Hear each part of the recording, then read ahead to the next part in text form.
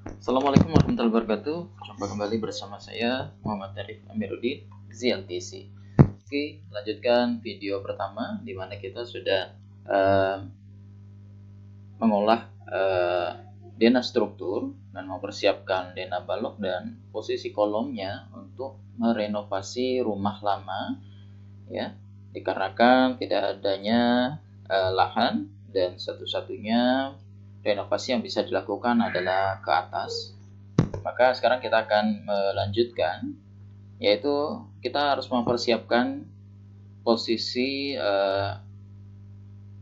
dena struktur untuk lantai yang ada di atasnya. Oke, di sini kita sudah membuat satu kelompok tersendiri untuk struktur tambahannya. Nah, sekarang kita akan melanjutkan untuk mendesain struktur lantai di atasnya.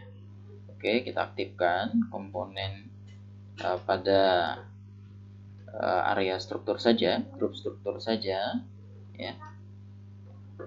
Kita tambahkan jadi supaya struktur yang baru itu tidak menopang dengan fondasi bangunan lama, ya. Maka kita buatkan plat cantilever di sisi tepi agar tambahan dinding ataupun tambahan kolom yang pada struktur di atasnya itu tidak menempel pada dinding struktur lama. Jadi persiapkan juga struktur dudukan dinding yang baru sehingga hal itu tidak membebani fondasi yang lama, ya. Karena kita tidak mengetahui misalnya fondasi yang lama itu seperti apa lebarnya dan data-datanya misalnya, maka salah satu alternatif yang bisa dilakukan adalah seperti ini. Jadi kita mempersiapkan betul-betul struktur baru untuk bangunan tambahan ini. Jadi jangan mengandalkan struktur existing, ya, seperti itu. Karena itu nanti akan mengakibatkan kegagalan, ya, bagi struktur lama dan juga membahayakan struktur yang baru, dan ini tentu saja tidak kita harapkan. Baik, jadi nanti kita sudah punya plat konsol yang akan menjadi dudukan dinding denah bangunan yang baru. Oke, selanjutnya kita akan melanjutkan menetapkan di manakah posisi kolom praktis dan balok-balok ring balok untuk struktur atas. Oke, dengan kondisi seperti ini, ya, pasti ya sering timbul permasalahan, yaitu kita tidak ingin space ruangan atas ini menjadi berkurang akibat adanya struktur kolom yang menerus, ya. Seringkali seperti itu. Jadi kita ingin membuat agar struktur kita yang ada di atas ini atau struktur baru kita yang di atas ini benar-benar bersih dari adanya kolom-kolom tumbuh atau kolom-kolom yang keluar dari dinding. Oke, nanti pada video selanjutnya kita akan melanjutkan dengan proses analisa, ya, apakah dengan sistem seperti ini memungkinkan atau tidak. Oke, sekarang kita akan buat kolom di sudut, ya, sebagai kolom praktis untuk struktur di atasnya. Kita masukkan di sini 300, 150, kemudian kita akan masukkan kolom L, ya. Jadi kita supaya dia memegang balok dari dua arah seperti itu. Nah, seperti ini. Kemudian kita akan hapus.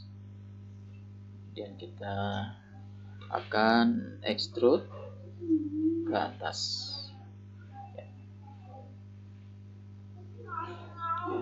Penambahan lantai atas kita rencanakan sebesar 3 meter. Ya, kita lanjutkan. Oke.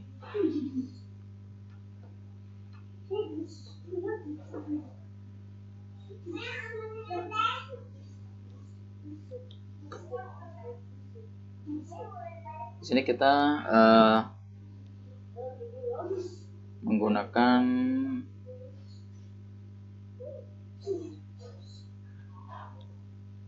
sistem yang tidak segaris dengan kolom struktur di bawah, ya. Dan memang kondisi itulah yang sering sekali terjadi di masyarakat, ya, karena denah lantai bawah dan denah lantai atas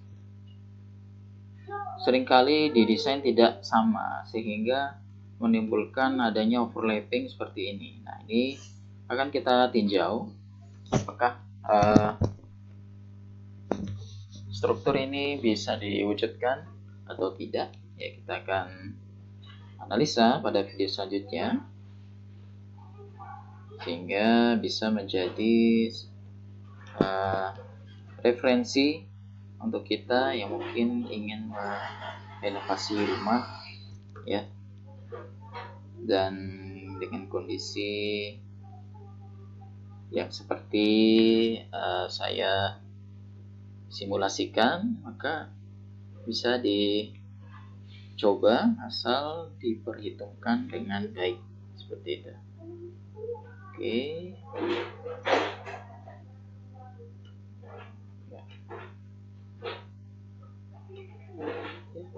Desain seperti ini tidak hanya terjadi di kalangan masyarakat saja, banyak juga dari arsitek-arsitek yang besar memang menginginkan sistem yang seperti itu. Jadi bukan hal yang jarang terjadi, tapi memang sudah umum sekali terjadi di masyarakat, di mana posisi kolom itu lantai bawah dan lantai atasnya tidak satu garis seperti itu. Nah, dengan pertimbangan seperti tadi, jadi karena di atasnya ingin memiliki space yang lapang, ya, dan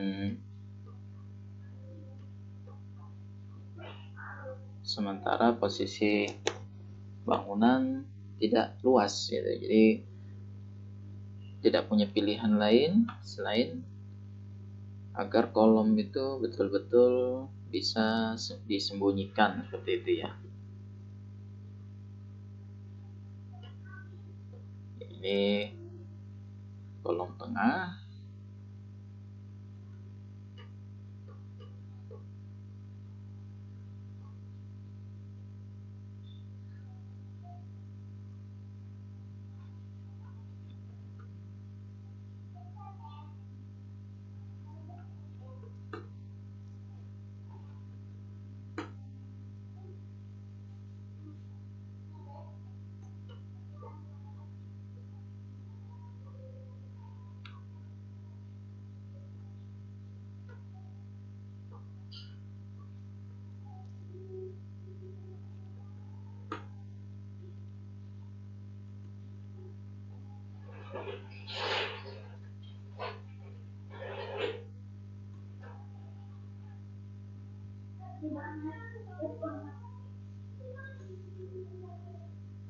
Kita buat balok.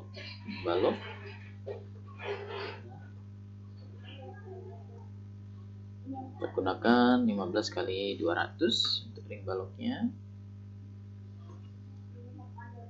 Dan untuk struktur kali ini kita gunakan kuda-kuda baja ringan. Oke.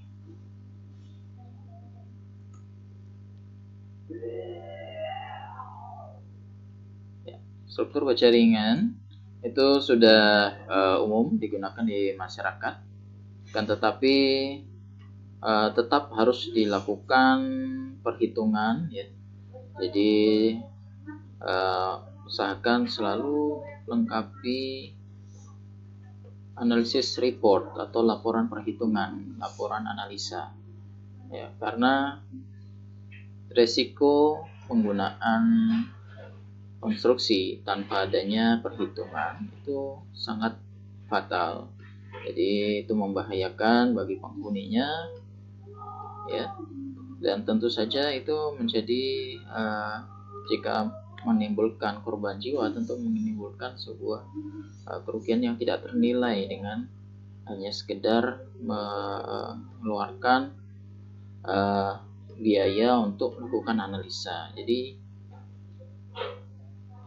saya sarankan, sayangi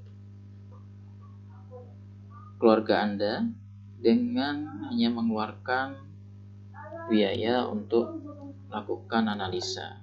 Ya, itu tidak seberapa dibandingkan kehilangan akibat kegagalan struktur seperti itu.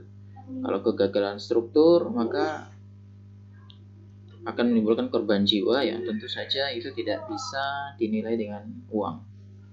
Ya, sementara uang biaya untuk mendesain itu tidaklah semahal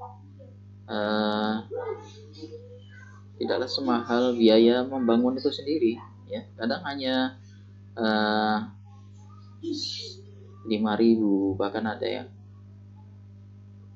yang hanya seberapa, ya. Nah, itu jangan diabaikan, karena itu sangat penting bagi kenyamanan dan keamanan keluarga. Baik, nah seperti ini rencana struktur atas.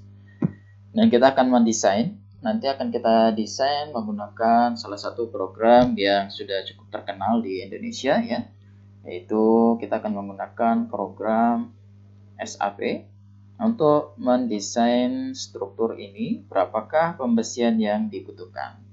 Pada video selanjutnya. Terima kasih atas perhatiannya. Semoga dapat menginspirasi. Assalamualaikum warahmatullahi wabarakatuh.